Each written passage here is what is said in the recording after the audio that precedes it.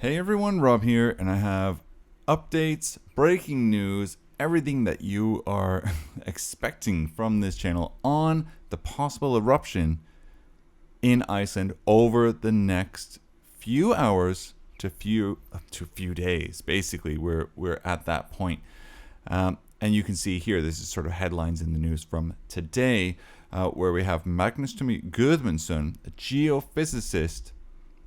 Headlines here saying probability of an eruption in the next few hours or days. And this is all coming out of the meteorological office. But before we get to that, let's talk about the Minister of Justice, Gudrun Hafsteinsdottir. And this is coming out into the news that she agrees with the police chief in Södernes that it is prudent for people to be able to stay in Grindavik at the moment. It's repeatedly been stated that living in Grindavik under these conditions and at this point in time is a cause for concern. The uncertainty is great and the response time is very short, she said to the news agency when asked if it is she could defend the reason why residents are allowed to stay in the town. She says the decision to evacuate is in the hands of Ulfur Lurviksson, and we've talked about him before. He's the police chief in the Suðurnes region. Now, Gudrun says that since the last eruption, tireless and endless work has been taking place in both building defenses, protecting water pipes, infrastructure, and all of the different things that have been damaged since November. And last Friday, she said that she made the decision upon the recommendation of the National Police Commissioner to complete the construction of defenses outside Grindavik. And they're working hard to better secure that infrastructure, but it's clear there's a big project and the uncertainty is enormous. This is all coming on the heels of government bills which would allow the buyout of all of the properties and housing in Grindavik. So it's kind of a two-way street that seems to be happening here. On one hand, they're trying to protect the town, which they should do if possible. But on the other hand, they're saying that the town basically needs to be closed up because they're offering to buy out everyone's mortgages. Now, when asked what can be done to ensure the delivery of hot water to Södernes, and if we remember on the last eruption, lava went over the hot water pipes, and the Södernes region was without hot water for many days. When asked about sort of making sure that was happening, she said the civil defense works according to high quality structure and processes, and part of that process is considering all possible threats and scenarios. The risk caused by individual events is then weighed against the probability that they'll occur. This so-called public safety risk assessment that is consistently ongoing, she said. She doesn't think that the minister should comment too much on single scenarios, and they have civil defense experts for that. So that's what she is, coming into everything from. Now, one thing that's also come out, let's take a look at the map of Iceland, is what should happen if the road to the airport, so this green one here along top, what should happen if lava goes over top of that or becomes unusable? Because this is really a scenario, given that we've had an eruption every single month for the past couple months, and it looks like it's going to continue into March. I mean, as we said, we saw December, we saw January, we saw February. This eruption is going to wait until March, if I was a betting man. But they're saying, what would happen if this green road here at the top, which connects Reykjavik to the airport, is somehow unusable? Now, the road administration is looking into the possibility of using other parts of the road network in the Reykjanes area to keep the Keflavik airport open, should it not be possible to protect Reykjanesbraut from lava flow. This is all coming from Bergþóra Thorsdottir, director of the road administration, and she said that in one of the interviews. The road authority is sitting on all of this and getting basically the best people that they can to simulate everything possible in order to try and understand in which scenario would this arise. Then it's a question on whether this road should be protected or not. People are only starting to look at it differently after they were able to build a road over the lava in Grindavik, which is the road down here towards the Blue Lagoon. If you've been paying attention to some of the previous eruptions, and you know what, let's jump over to that actually. We saw the previous lava had gone over top of the road right here and you can see sort of the outline of all of it. It went over top of the road, basically making it impossible for those who wanted to sort of take this road up towards that main street. Again, this blue road here up to this green street. So the lava went over this sort of junction right here that split off into the Blue Lagoon. Now they've built a road on top of the lava in order to make sure the Blue Lagoon stays open. And that's why, if we take a look, we see these sort of closed signs. There's three closed areas. Number one is the road going from this right-hand side over here towards Grindavik. That is closed. We have the one in the south that's going towards Grindavik, and that's closed at this point down here. And then, of course, they have built infrastructure, and they've built a road over top of the old lava, and they've closed the road after the Blue Lagoon. If you've been watching this channel, you've noticed that I attempted to go to the Blue Lagoon just about a week ago, and I took this southern road here, which is of course closed now, because this other one in the north was impassable. You couldn't go there. But now it is open to everyone who wishes to take this road down to the south. So I'm hoping to give that a go later this week, if not on the weekend. So be sure to stay tuned if you want to see what that looks like, because it would be great. But there also is the heightened risk of a eruption over the next few days, as we saw. Now, let's go back to this map for a second. We have this here, which is also a model of what they expect to happen. This is coming from the Meteorological Agency in Iceland. This is basically the opinion of scientists that if there's an eruption, it's most likely the magma is going to move from Svartsengi to the Sundhnúk crater series, and eruptions occur in the area between Stora Skogfell and Hagfell. So it's the same area that we've been seeing the whole time. And we have right here, Stora Skogfell, and if we go to the south, so we follow it down quite far south actually, and Hagfell is down here. So it's a very large area that they're talking about. So that's the area that they're saying. It signs that magma is making its way up to the surface, come very suddenly. It's localized and intense, and you get microseismic activity. If you look at the previous eruptions in the area, an eruption can start with little notice, and the last one, we got what, maybe 30 minutes? Now, depending on where it's going to start, it also helps on how much time you're going to get.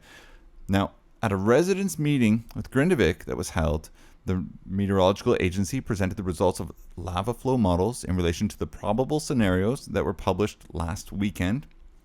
And the results that were presented showed an estimated lava flow based on two different locations of an eruption opening in the Sundhnúk crater series. Now, the lava flow models did not predict the behavior of the next eruption. The models are only for investigating possible flows based on different locations of where they'll come up. So that's just something that they sort of wanted to emphasize on. Now, many things are going to affect with lava flows, such as the location and length of the eruption fissure, magma outflow, topography, weather activity, all this stuff contributes to the models. And you can see here at the top of this particular one that we're looking at, they're estimating that this is a 6-hour time frame. They're saying that this black line here is where they assume that it would happen. This is based on the model that they have in front of us. And the darker purple, that is the most likely scenario. And then as it goes lighter, it's the least likely, again, after 6 hours. We can see here that once again, most likely it's going to go over top of the road that has already been destroyed. And it'll go over top of the piping and the hot water that feeds the Reykjanes Peninsula. And it's going to wrap even more around the Blue Lagoon.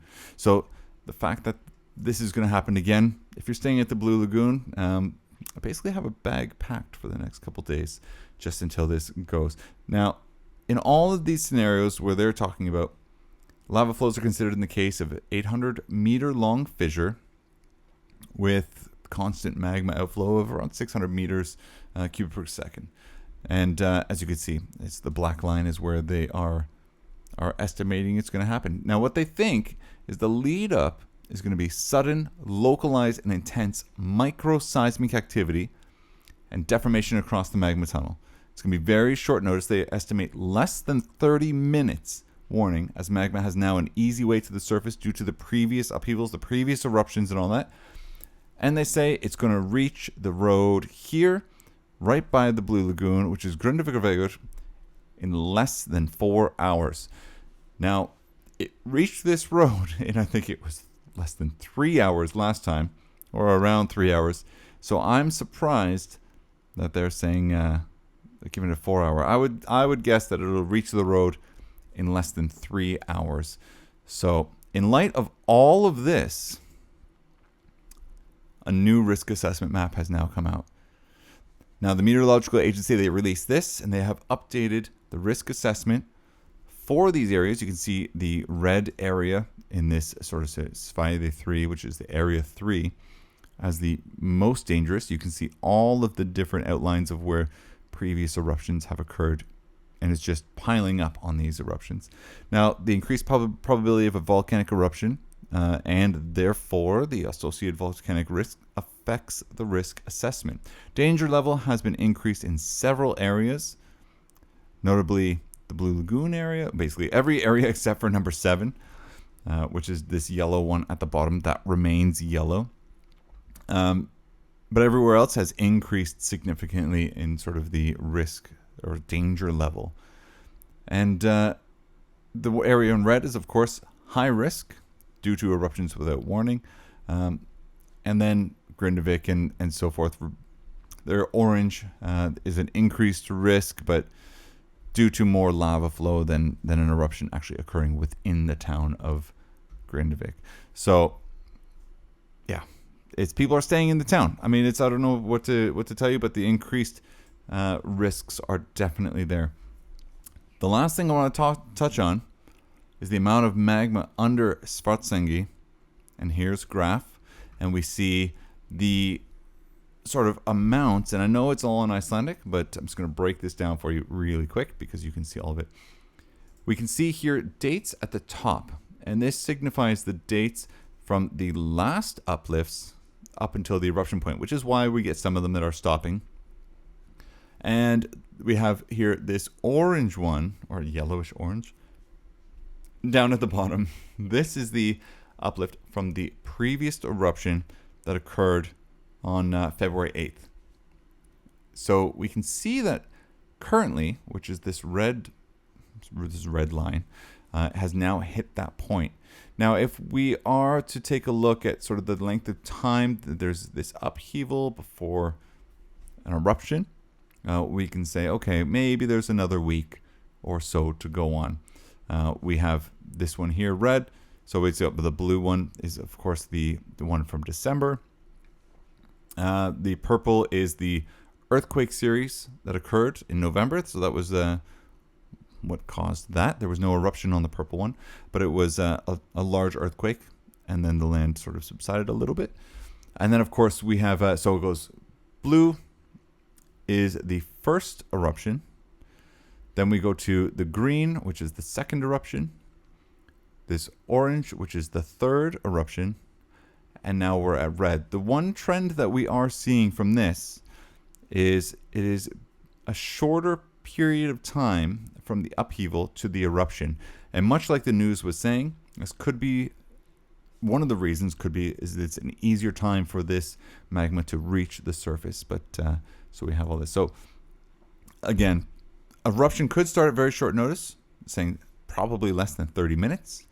We have the increased or new risk assessment, and yeah, it's possible for magma flow to start, without an eruption and sort of move around.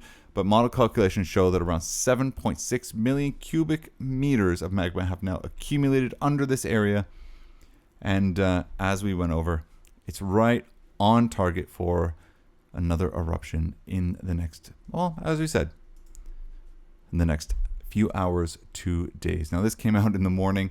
It's 8:30 at night, so I think he means 24 hours or so. So keep your eye open on the news on this channel. There's a couple webcams that are live streaming. It's very difficult for me to get into the area, with the exception of just this road. So I'm going to try and get there, but of course, still very difficult. Police have been called on some tourists who were in the area, venturing towards the new lava. So we'll see what we can do. So, bit of a longer one. There's a lot of new information. Again, if you're in the area, be very careful. Leave some comments. Let me know how you're doing, so that we know that everyone's okay and aware of the situation.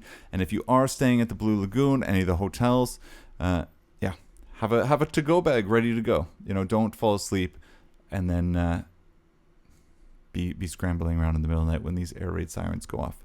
So that's it for now. Thank you so much for watching. And again, leave some stuff in the comments if I missed anything.